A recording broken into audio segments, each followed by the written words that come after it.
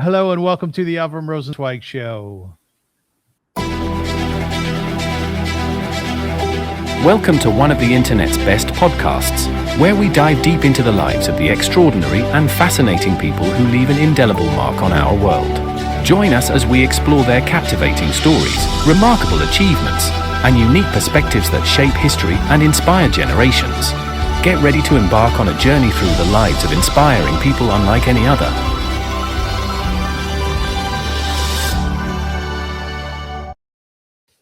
Hello, folks, and welcome to the show. My name is Avrum Rosensweig. I am here with my colleague and my friend, Rabbi Gemara. How are you, Rabbi?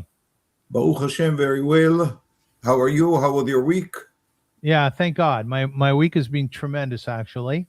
I have done some interviews, which people can find on my YouTube channel, of course, with some really, really incredible people. I interviewed this woman named Frida Wiesel, who was born in Kiryat Joel. Do you know about it?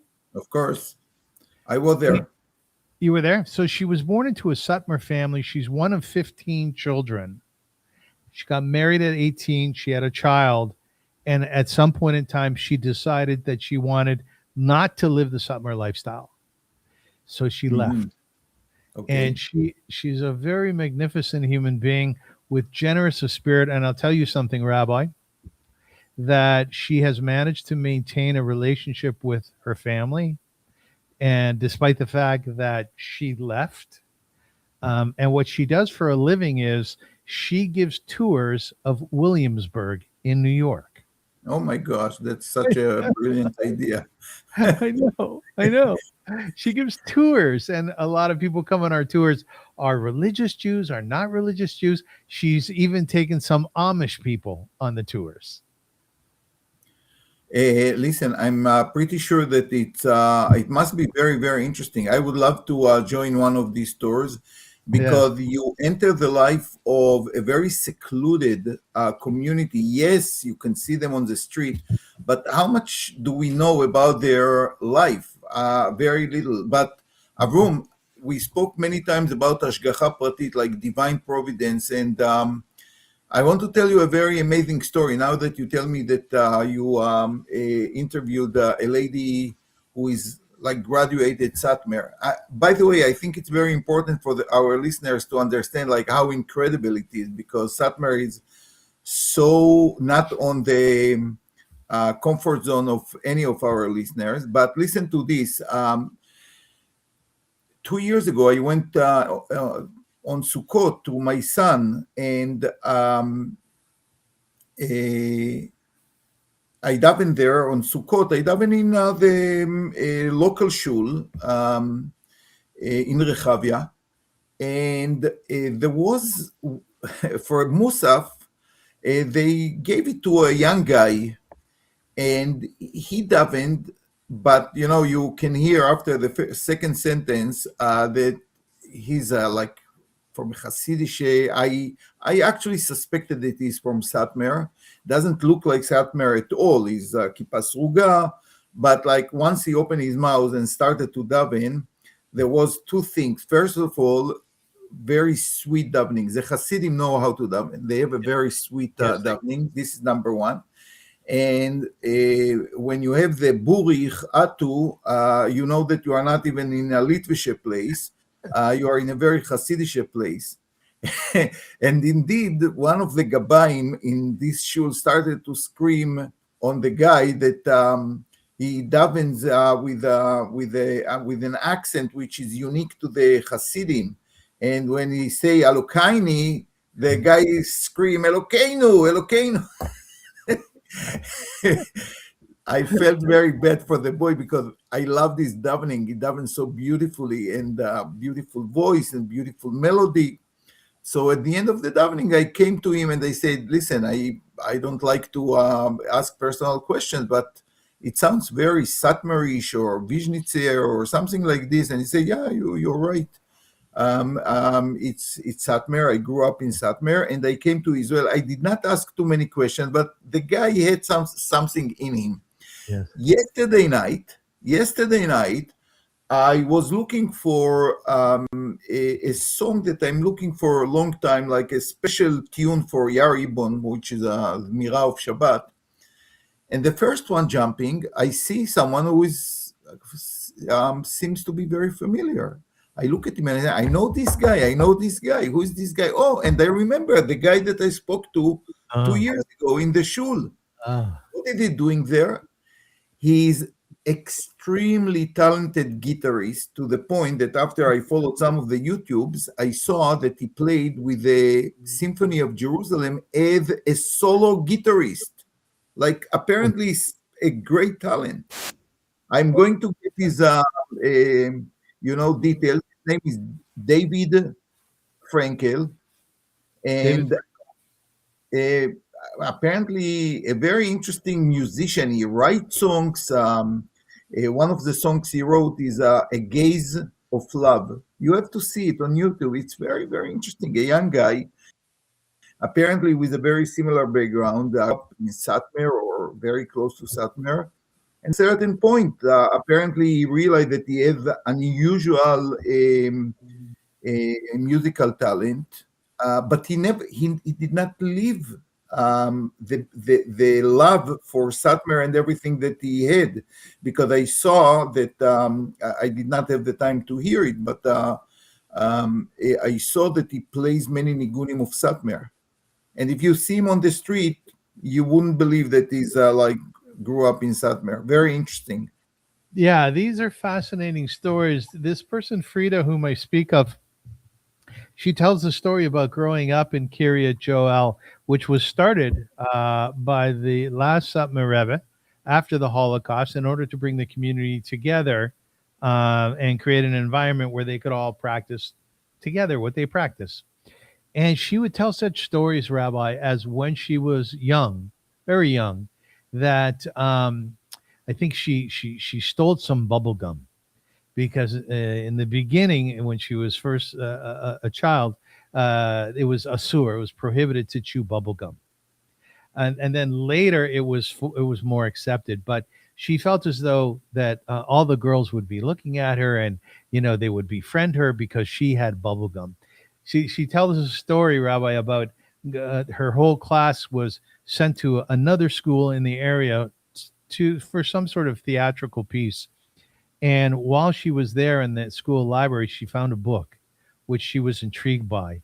I think perhaps in the book there were two people lying on a beach, and she was very deeply drawn to that. Anyway, she took it back home and she was reading it under the covers, and then eventually her father found it and he beat her, which was a sad thing. But all these stories, and then finally, one day as she got older, she was around 25 years old, after having gone through such a lifestyle, she just realized, look, if I'm going to grow and if I'm going to really actualize who I am in a very deep way, then I can't do this anymore. She tried to bring her husband along, but he wouldn't go. And what I'm wondering about, and I'm wondering if you have any experience in this area, it is a question that I actually asked her. Why do most people in environments like that, the very frum, Haredi environments, whether they're Vizhnitz, whether they're Satmar, most of them stay within that environment, right? Then once in a while, you find somebody who has the wherewithal to step out of it. What's the difference between those people? Listen, this is always a tragedy, no matter what your decision. I'm sure that many people have this dilemma. It's very hard to live in a very rigid framework, and people by nature, they want to be free. They want to be free, especially when you are part of a larger society which is free. You can make your decision. However, it's not simple to stay a Satmar Chassid where all your day is dictated from the moment you open your eyes until you close them at night. Every step is expected and measured and sanctioned and prohibited by the community around you. like everything is judged. You cannot, there will be no society like Satmar or other these strict places that will say, let him try, we will be on the side. I would say the almost accepted and expected reaction to reading a book from a library will be to beat you, because you broke all the rules here. Like, the whole idea of these societies is to keep you away from the larger society. And we have to admire it on one hand, because if not that, I do believe that all Jews over time would assimilate into their society. I have no doubt about it. A very, very hard experience to stand for who you are in environment which actually demand you to be part of the larger society. And the price is very, very high if you decide to leave this society, because there are no compromises here. There is no like something, there is no middle ground. You belong to us or you are not. It's that simple. Listen, I'll give you a very example from my own life, without getting into names, and I actually respect it very much. I went to daven because I have to say Kaddish after my father. Usually I have my minyanim, but sometimes I need a minyan which is not exactly the nosach, like the same exact words or melody that I have usually. And usually the minhag is that a person who is Abel, he's the person who lead the davening. So I asked if I can be a chazan, lead the davening, and they say, we are sorry, but we have a rule that only a person with a hat can be a chazan. Now, I'm sure that some people will get offended, right? But you know me, maybe that's why we are friends. I'm not offended by anything. I actually try to understand it and to respect it. That's the way to run a society when you want to keep it strong in itself. And I say, kol hakavod, I fully understand it. I have no issue with it. If this is a minhag here, this should be the minhag. But at the same time, listen, I'm a rabbi, I know what I'm doing, I'm okay, so I don't have my minhag, and my father's alav shalom minhag was, we did not have a hat. And that's the way we daven. But I fully respect the people who have their own minhagim, and a minhag to have a hat, even if we ignore for a second the halachic issue with it, because there is a halachic issue with wearing a hat. It's demanded by halachic authorities in a certain case, because this was the way that you approached officers and kings in the old time. You had to have a hat on you, and obviously when you approach the King of Kings, the Almighty, obviously you have to do it with the hat. But today, listen, people are walking around with no hat. We are living in 2025, and therefore, halachically, maybe it's permissible to not to go with the hat. But again, I don't want to get into this issue. But there is a social barrier here. Like, you want to distinct a group of people by having a hat, by not chewing chewing gum, by not reading books which are not part of our culture. So you build walls. So when you build walls, there is a price for the people that stay in the wall. Yes. They are not free, but there is also maybe sometimes a greater price for the people outside the wall, because they will not be accepted anymore into their society. They have to learn a new world, new culture, to lose a lot of wonderful things that happening in closed society.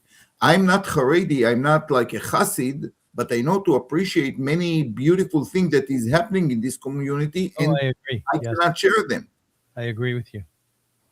So you ask who are the people, I would say the following. Most people will stay within the walls because they cannot pay the price, and many times not only them will pay the price, but the family will pay the price. Let me tell you, one huge issue in the Haredi community, the shidduchim, is like marrying your daughters to the right family and to the right people. And once someone in your family was a rebel, you are going to from tier 1 to tier 2. It's that simple, because apparently something is wrong. If one of the family turn away, so something must be wrong here. Why should I take a son or a daughter from this family who might influence my own child? It's a very serious issue. So many people, in order to protect their families, will not move this society, although they feel very uncomfortable with it, because this is one of the values: family before everything else. But there are people. Rabbi, I have to tell you, in light of what you're saying, Frida told a story. She told many great stories about a friend of hers who was being matched up, 17 years old, 18 years old. And in Kiryat Joel, women dress in a particular way, which includes wearing socks that down the back of it have a strip, that keeps the socks together. So I forget what it's called. And it's very important that is in line. It's supposed to be in a particular place. She said that the boy came over with the father and mother, and they looked at the girl, and the stitching in her socks were not in the right place, and they walked out. That sounds a little bit too much, but nothing will surprise me. Because as I say, once you build a wall, you cannot leave any place in the wall which can be breached. So even what to me and to you look very stupid, like where is a seam in the socks, but for them it signals something, danger. And people who fight for their survival, they behave differently than me and you. Yes, they do. So I do respect it. I don't agree with it, but still understand where it comes from. I don't laugh, I don't mock it. I fully understand where it comes from. They feel that they fight for survival, and in a way they are, because if they would open a little bit, they will stretch a little bit the borders, they are going to get many girls like her. Yes. And they prefer to that maintain one will the be status outside quo, and not many outside. So the wall will be even higher. I have to tell you, Rabbi, after interviewing here, I thought a lot about my own life. As you know, I went to yeshiva for 6 years, 5 years here at Ner Israel in Toronto, and 1 year in Israel. One of the yeshivot I went to was Beit Talmud, which is a Haredi yeshiva in Sanhedria. And then after I came back from Israel, I gave up my frumkeit, and I entered into a brand new world. And there was a real excitement to it, but there was also a tremendous sense of loss. And I have to tell you something, having gone through the evolution of my life, what I've experienced, in many ways, I'm really happy that I understand both sides of the divide. And when I go into a secular community, speak at a Reform shul, let's say as an example, and a discussion comes up about Hasidim, I am so happy that I have a tremendous understanding of what happens in the Hasidic world, because I come from that. And I know what it's like in the yeshivot, in the very, very frum shuls. I know what it means to sit down with a chavrusa and to learn, or to be part of a shir, or to be halachic in nature. And I have an incredible respect for it, incredible respect. And it's a beautiful way of life. And if it works for somebody, then kol hakavod. And I think the beautiful thing about Frida, Rabbi, is that she also has great kavod for where she comes from and those people. She sees the foibles, she sees the cracks, and she doesn't really go there, but she pays homage to the beautiful aspects of who they are. So in some ways, it might be a good thing that we have people that go back and forth from one side to the track to the other, so that we have a greater understanding of each other. Absolutely. Listen, this is very, very important also, I think, in life, because the question is how closed societies are forming and how more open societies are forming. And I'll just give you one example, very simple example. Think about like the blue states in America. Where are they located? On the East Coast and the West Coast. In the middle, you have mostly, you have very red countries, more conservative. Why does it happen? It happened because you have a coast. You have people who are coming in through New York, New Jersey, Maine. All these countries are open to, they see many people. They see many different people. When you see many different people, it's very hard to be conservative. Mm-hmm. It's very hard. And the same in California and Oregon, and all these countries are much open to influence that come from the outside. Once you are exposed to many different kind of people, then you are open to many more cultures, and you open to accept more cultures. And when you are confined, so to speak, in the middle of America, and you don't see many people, you see again your family, the people who are like you, the people who are working the same works as you will be more conservative. It just makes sense. And at the same time, you can see also the illnesses as the result. You know, people who are open to everything, they open to the good things and to the bad things too.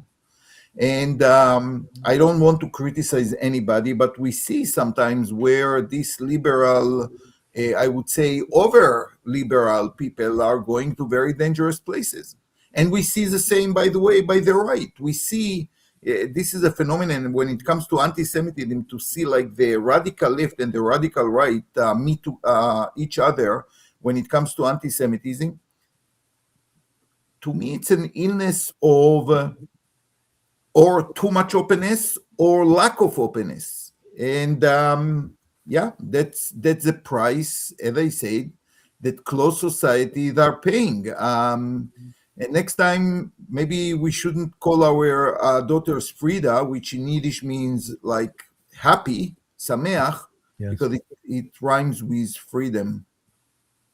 But you're a very lucky man, because in many ways you've always been mabsut.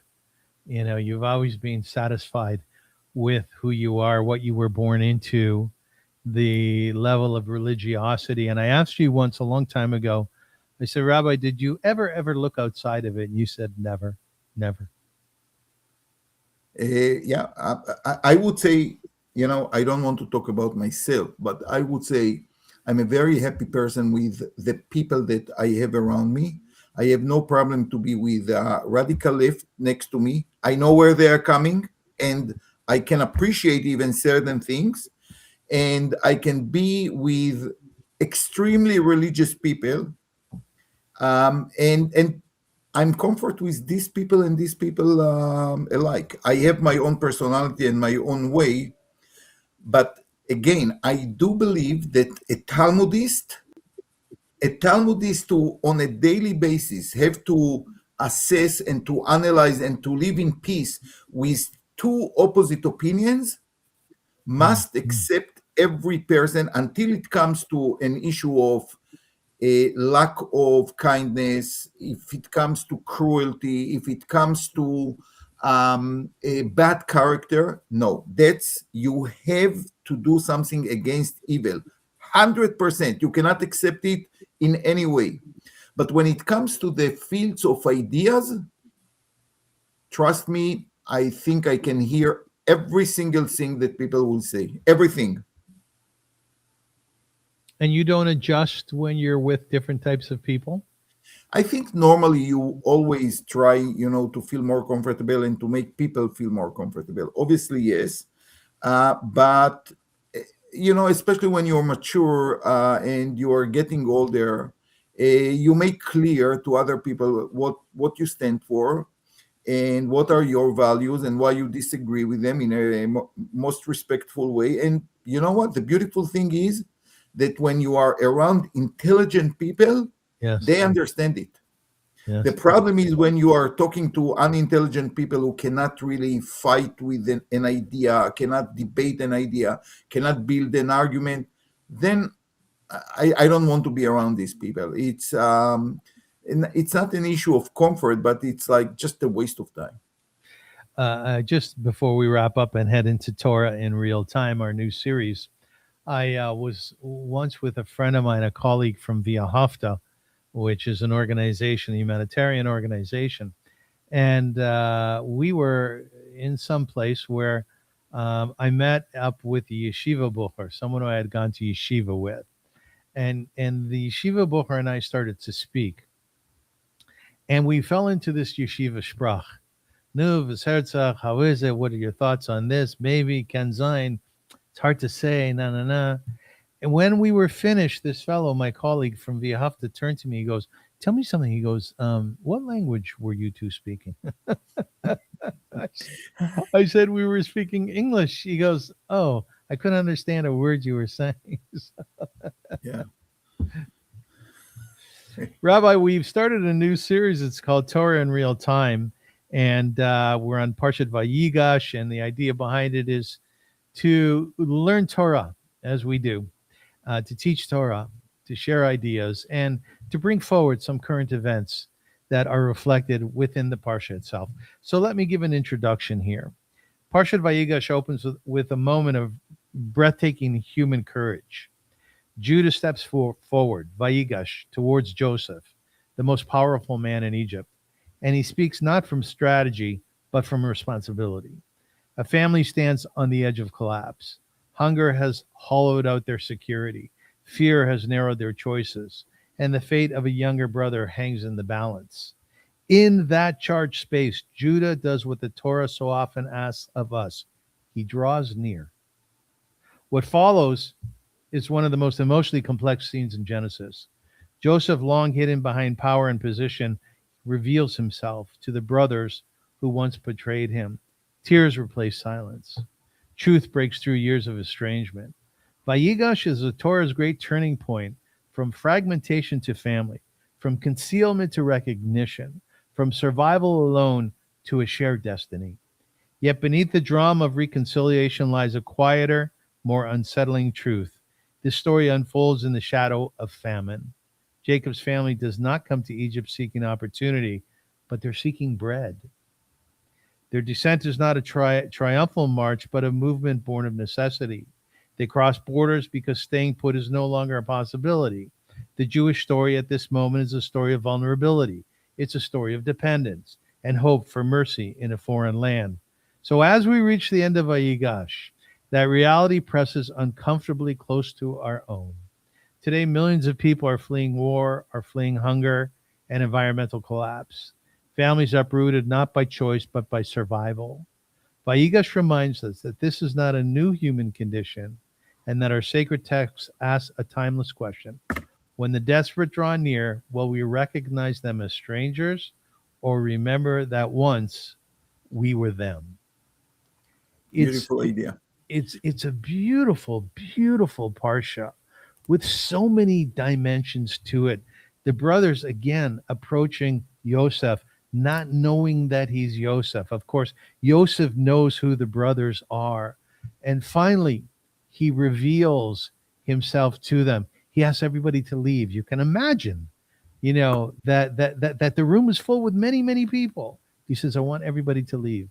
You And know, he's emotional. Cries it's very again. interesting what you say, because Yosef, we know him as a person who managed to lead Egypt in a crisis, maybe the greatest crisis ever experienced by the Egyptians. But we have to pay attention to the psychological experiment that Joseph is running here, architecting here. This was not manipulation. This was like a very meticulous, calculated steps in order to bring the brothers to the point that Yosef wanted them to be exactly where they are powerless, like he was before, that they are going to appreciate the dynamics of power and why they were so wrong then when they use their power in order to get rid of their enemy, to silence him, to cancel him, basically. And the beauty when you read the entire story from the beginning to the end, and how Yosef is planning everything from the moment that he blamed them that they are spies, and then planting the cup in the bag of Binyamin in order to take him back.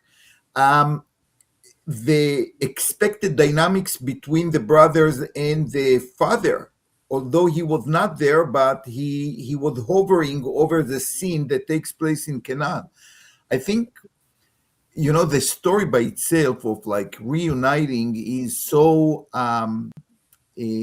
powerful that sometimes we don't pay attention to the little detail, to the close reading, how Yosef reached this point, because it was a genius experiment that just worked seamlessly by Yosef. So leadership sometimes is like to run a country, but sometimes it's to run the little thing in your own life and your own family. Yes, and absolutely. he excelled in both. The Parsha starts off, Vayigash. Reuben came near, right? What, Yehudah, yeah. and the Rashi, citing a midrash, says, Judah approached Joseph with three purposes. One was appeasement, one was prayer, and one was confrontation. When you learn the parsha and you start with the word Vayigash, what does that word tell you? Tell you? Vayigash means, and for this you have to read the previous parsha. They were caught with a cup, the silver cup, in the bag of Binyamin, and they returned back to Egypt. They returned back to the house of Yosef. And immediately they confess that God found them guilty and they are not going to argue for it. And obviously the law is that basically they could be executed all, and the minimum is to be slaves. But Yehudah fight for one brother. One brother cannot stay in Egypt. All of them can stay in Egypt. Binyamin cannot stay in Egypt. And the word Vayigash is very important here, because I guess that they were, let's say, 20 meters away from Joseph as a group. And then when they came to the point, to the important point, Yehudah separated himself from the group and came closer to Yosef. I'm not sure that even if he asked permission for this, but he said, this is not going to go easy, Joseph. I am going to tell you what I think about it. And he was very successful. He was very, very successful. Just a sidebar for a moment. We've talked about this a little bit in the past. Is there a science, is there a philosophy behind the naming of the Parshiot, Vayigash? That's interesting. There are many people who believe that, yes, the Parshiot names are indicative of a major theme in the Parsha, sometimes the idea of the Parsha. And certainly Vayigash might be a good example to this, because what do we have in this Parsha? We have coming close, which is not only in this a particular moment that the brothers are standing there humiliated in front of a powerful ruler, but they all came closer to each other as a result. They came to Egypt, the rest of the family. They started to live in Egypt. There is somehow a closure between Jacob and Yosef, between the brothers and Yosef. So Vayigash represents a lot of dynamics that are happening in our parsha. In other parshiot, it might be less obvious, but in this parsha, I think there is maybe something in the name of the parsha that tell you something about the parsha altogether. Rabbi, there's a lot of discussion about the thread that, as you said before, that ultimately brought the brothers before Joseph, and he revealed himself to them. And many Chachamim talk about the idea that tshuva was required, that repentance was required. Joseph said to the brothers when he revealed himself, he said, "I am Joseph." And the next phrase was fascinating, "whom you sold into Egypt," right? And it said, according to Rashi, that Joseph explicitly names the sin at the moment of reconciliation, because can forgiveness exist without confession? There's a whole shakla v'tarya, as we say in Aramaic, about the different parts of the brothers coming together to ultimately see Joseph for who he is. Do you want to speak to that, the aspect of this, the tshuva part? Obviously, as I say, the purpose of the entire ordeal of the brothers was to teach them a lesson about what went wrong and how we are going to rebuild the family from the beginning, with also tshuva of Yosef. Because when Yosef dreamed and he spoke about the dreams to his brothers, he apparently had in mind that he's going to be the ultimate ruler. Yes. He's going to be the person who is going to continue to lead the family. But something happened throughout the story. From a ruler, he realized that actually he went to Egypt in order to serve the family. You should know, "Ki lemichya shlachani Elokim lifnechem." You have to know what I learned myself, that the reason why God put me in this particular point is to be your servant, to make sure that the family survive. And this is a huge difference between the way Joseph saw himself in the beginning as a leader, as a person in front, to a person who understands that his greatness came to help his brothers. Mm-hmm. So the tshuva was not only for the brothers to understand how wrong they were, but also to Yosef, and Yosef learned the lesson. And sometimes in order to learn a lesson like this, you have to go through a series of humiliations.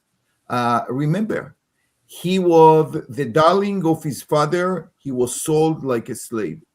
He was in the house of Potiphar, reached the the top point of any person in a house like this. He ran the house, and then the story with the wife of Potiphar, he's thrown to the jail, saving himself from execution, basically.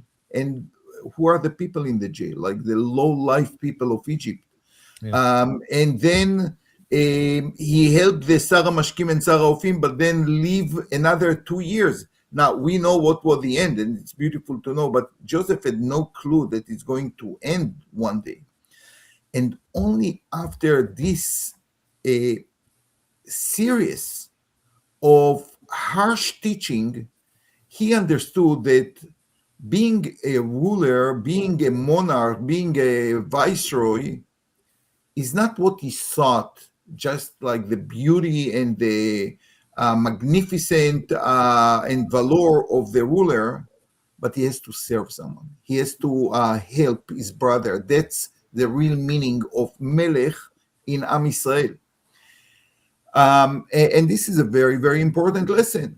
And the brothers also learned that actually the family of Yaakov is a team. It's not about fighting between Yehudah or the other brother and Yosef.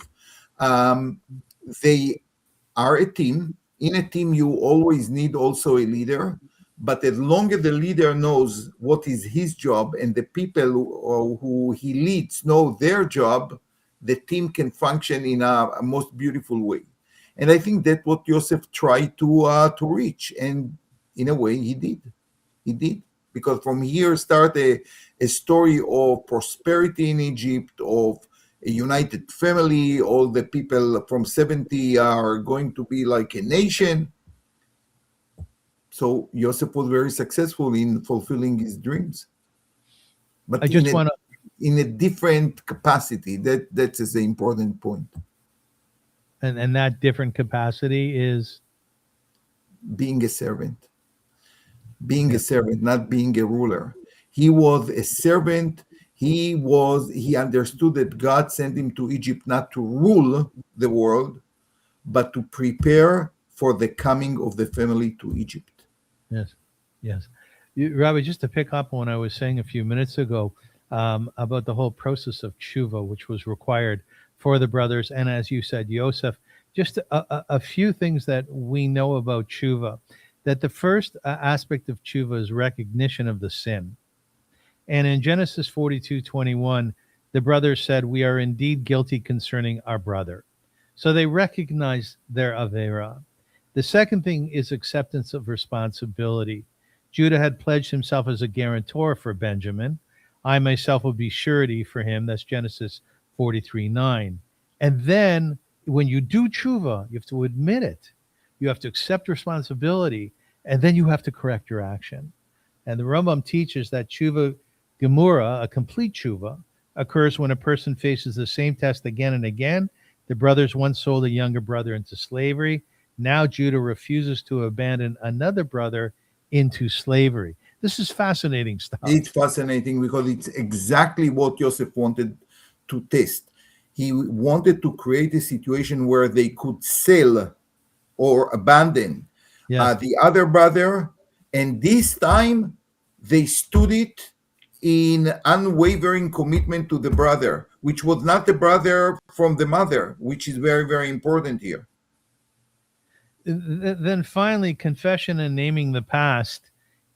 Interestingly, it is Joseph, not the brothers, who named the original sin. As I said, I am Joseph, whom you sold to Egypt. Chazal explained that reconciliation cannot occur unless the truth is spoken aloud. Divine forgiveness meets human repair. Joseph refrains the story through divine providence, so God comes into the picture. But I think this is a very beautiful example of what's required when one has to go through the process of tshuva, of which the brothers needed to, of which Joseph needed to, because if they didn't, how could Bnei Yisrael move forward, right? Absolutely. Beautiful thought. Rabbi Jacob, Yaakov, one doesn't really know if we should feel awful for the man. He's had such a difficult life. Or now he's coming into Egypt and they say, okay, he meets with Pharaoh. They're given land in Goshen, the best land. Now there seems to be like some kavod to his entrance into the country. But yet we also know that it's not that far off. In some ways, it's the beginning of Mitzrayim, of becoming slaves in Egypt. So what was his stay in Egypt really? Was it beautiful? Was it restful for him? Or was it a tragic lead up to something else?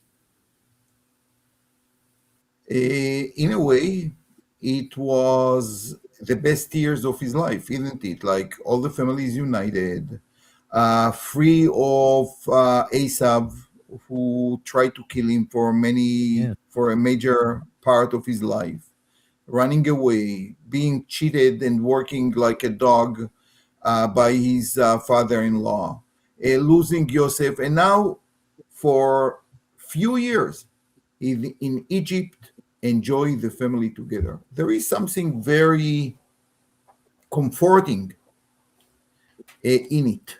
But I think you actually mentioned a very important point. Listen, it was clear to Yosef, and I'm sure to Jacob as well, that there was a covenant between God and the family of Abraham. And they are going to pay a huge price. They are going to work, to be enslaved it all was predicted and given to Abraham in Brit Ben Abetarim. Hashem told him, your children are going to suffer a lot, and they are going to be in a land which does not belong to them. I am sure that Yaakov knew it and carried it with his life. And I'll tell you what is the greatest crisis. I do believe that if Yaakov was in his father-in-law land and place, I'm sure that he thought that this curse on the children of Jacob was fulfilled then. He worked so hard, he was enslaved by his father-in-law. He was tortured and cheated all the time. And when he left berechush gadol. Yes. To learn that he was wrong. This was not the fulfillment of this klala, of this part of the deal that the Jewish people are going to suffer a lot. And I get that when he came to Egypt, with all the prosperity and the high position of his children, he knew this is where the covenant is going to be fulfilled. So maybe it's not going to happen in my time, but this land is going to flip against my children, and it's going to be a very difficult place. The truth is that we don't read almost anything about Jacob once he get to Egypt. He for sure was not in a position of running things. The only thing we read about him is about the meeting with Yosef. And by the way, very interesting, it's not the time to talk about it. Yosef made sure that he's going to be in a different place than him. Yes. Maybe he wanted to make sure that they will never discuss what really happened. Mm-hmm. Mm-hmm. And my feeling is that Jacob, even if he suspected that something happened between the brothers and Joseph, was not 100% sure that, or he did not know all the details of what happened. There are many opinions about it. In the Talmud, by the way, there are two opposing opinions. Did Yaakov know what happened or not? But I think if you read the story, Yosef made sure that the father is going to be away in Eretz Goshen, far away from the center of power, which was apparently somewhere where is Cairo is today, more or less.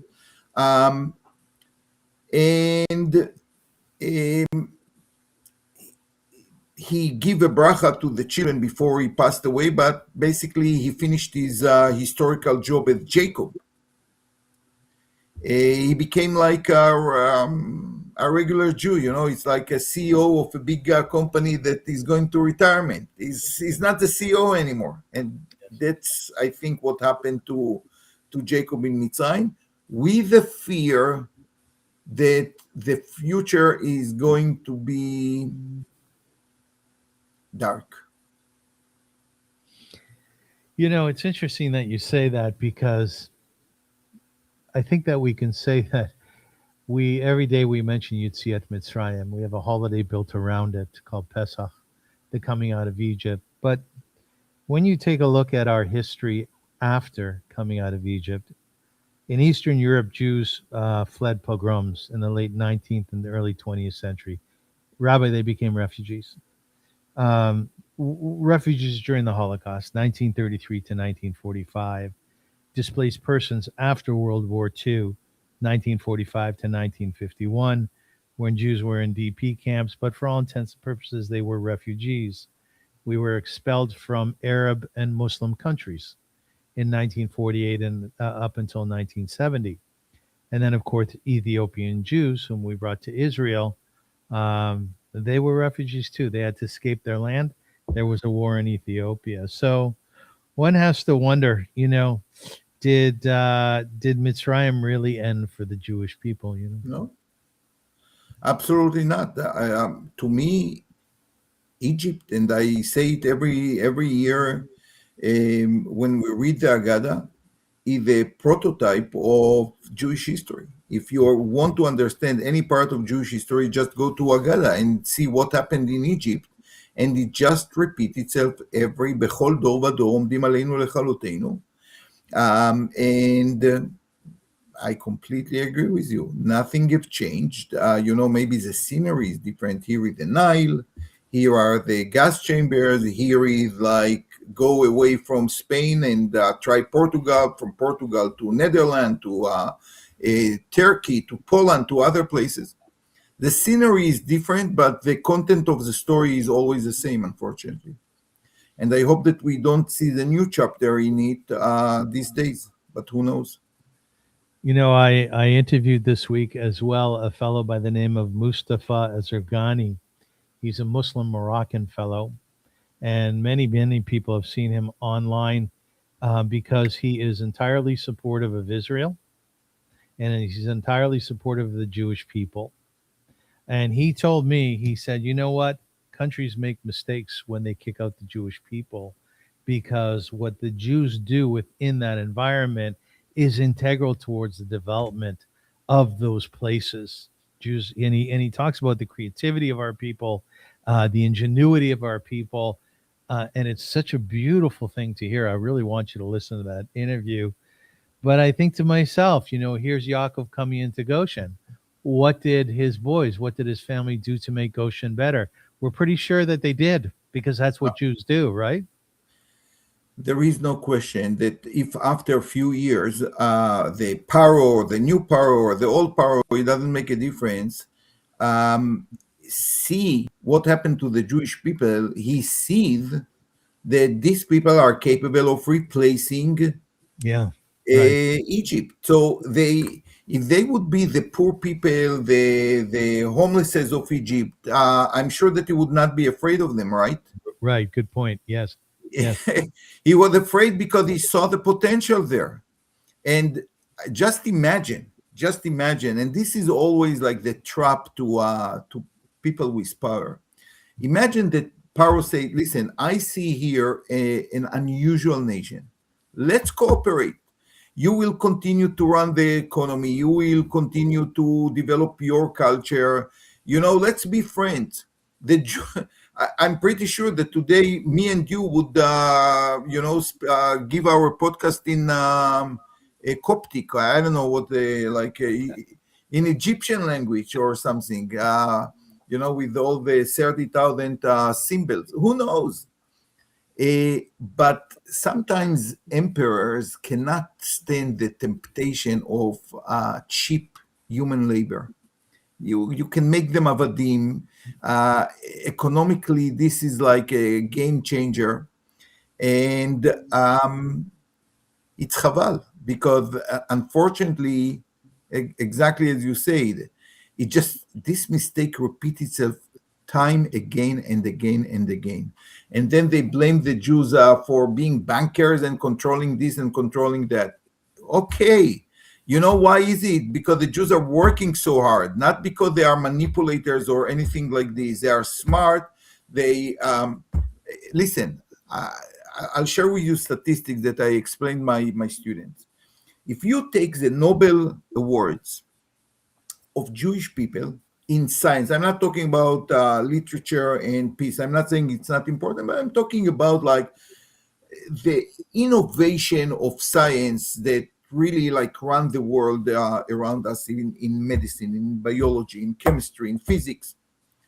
How many Jews? A nation of 15 million people. How many of them got the Nobel Prize? You love the AI. One time, instead of a poem, ask him the question, and the answer is something around 150. Okay? Now, take all the Muslim countries. 2.3 billion people, okay? Compare 2.3 billion compared to 15 million. How many Nobel Awards they got from for science, for medicine, for biology? How many? You would expect like thousands compared to the number of Jews. The answer is less than 12. And even the one who got it, they were born in Jordan or Libya or places like this and immigrated to the West. Doesn't it say something? Now, I'm not going with the medal. guys, I belong to the nation that won way more than our weight in society or in population of the world. I'm not. But I know these people. I know exactly. And by the way, at least I know one of them personally, Professor Omen. These people just want to make the world better. They are not interested in the money involved. They are not interested in the fame. They really want the world to be better. Instead of using it, they are attacked. They are smeared. The Jewish people are the worst people in the world, according to them. It's just such a mistake on a national level. If you would be nice and smiling and accepting the Jews, they will make your country exactly what the Jews made America, helping to build it, to develop it, to bring a serious culture of hard work and kindness. And the people are too stupid to see the anti-Semitism is such a disease that people would like to kill themselves and not to love the Jews. That's terrible. Yeah, it makes me very sad. But you speak about my AI poem, and I'm going to read it now. Okay. Vayigash, not a shout, not a strategy, it's a step. Judah moves towards power with empty hands and a full heart. Appeasement braided with prayer sharpened into confrontation, Rushy whispers, all three at once. Because true courage is complex, and responsibility never comes pure. A family trembles at the edge of loss. Hunger has eaten away certainty. Fear has narrowed the road. A younger brother stands between slavery and tomorrow. So Judah offers what he once refused to give, himself. This is not eloquence for its own sake. This is tshuva with a pulse. The same test, the same danger, a different choice. And then a crack in the mask of the empire. I am Joseph. Power collapses into tears. Silence gives way to truth. The wound is named, not erased. Whom you sold into Egypt. Rashi insists no healing without memory. Forgiveness does not float above the past. It walks straight through it. Joseph weeps, the Midrash says, because joy never arrives alone. He sees the future hiding in the reunion, slavery braided into salvation, exile seated in embrace. It was not you, Joseph said, it was God. Rambam argues back across the centuries, providence does not cancel guilt, meaning does not excuse harm. Redemption is not amnesia. Outside the palace walls, the famine waits. This family did not come for greatness, only for bread. Their descent to Egypt is dignified, escorted, provisions, honored. The Midrash insists on this tenderness, even knowing what Egypt will become. They settle in Goshen, protection, or the beginning of forgetting. Chazal debate the danger of comfort in exile, when safety dulls memory, when shelter becomes separation. And Judah rises, Reuben fades. Leadership, the rabbis teach, is not birthright but repair. Earned by failure, faces honesty by promises kept when it costs everything. And the Torah leaves us here at the threshold between rescue and bondage, between recognition and road. Vayigash is not finished. It keeps on happening. And that's all. Very good. Very mature. The poems start to sound like real poems. I agree with you. They're getting better. Rabbi, I want to thank you very much for your Divrei Torah. My sister Etty, who lives in Efrat, and my brother-in-law Jack Levenstein, always enjoy your Torah so much. They told me, I was talking I'm this happy week. to hear that. They always find you so refreshing, and they also find you very patient with what they call my leftist ideas. They say you're very generous of spirit with me. I say, well, that's it. We have a good relationship, you know. Baruch Hashem, Baruch Hashem. As I said in the beginning, I welcome any ideology to hear. I don't have to agree with you always. I most likely don't agree with you on many things, but I still love you and to love to hear your ideas. It's always inspires me. Yes, and, you know, I do believe that in the realm of ideologies, and this is something very important, every ideology has something true in it. Yes. No question about it. And sometimes an idea that is today debatable or I can disagree with might be the most necessary idea in 20 years down the road or 30 years down the road. And when our sages famously said, Elu va'elu divrei Elokim chaim, this and this, two opposing ideas, they say they come directly from the divine, from heaven. Sometimes you ask yourself, that's impossible, right? One is right and one is wrong. And the answer is no.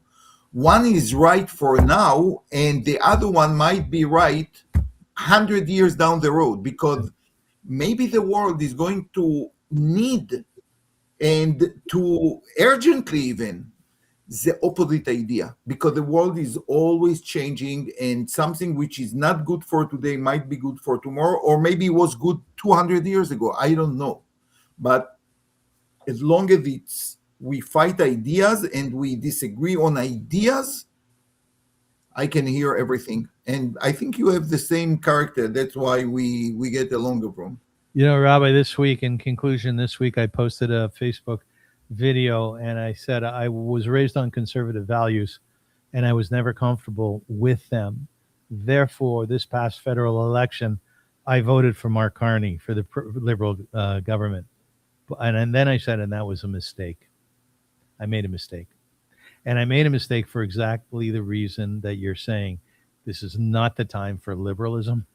It's a time for conservatism. They take a tougher road.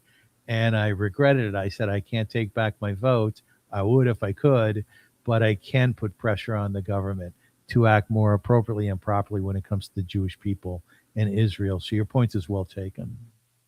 So if I were a rabbi and give a drug, I would say this week's Parsha, guys, we have 3 Balei Tshuva.